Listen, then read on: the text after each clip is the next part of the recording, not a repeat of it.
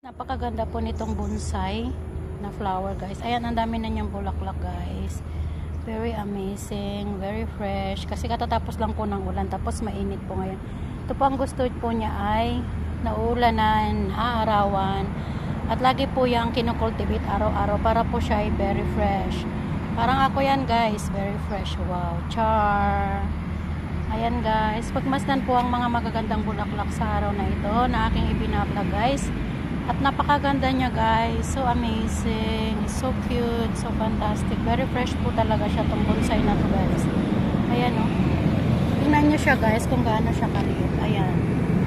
Dwarf plants ang tawag dyan, guys. Yan. Napakaganda niya. Napaka-fresh po niya, guys. Ayan po yung kanyang bulaklak. It's so amazing. And very, very nice. Very gorgeous flowers, guys. Ayan. Thank you for watching, guys.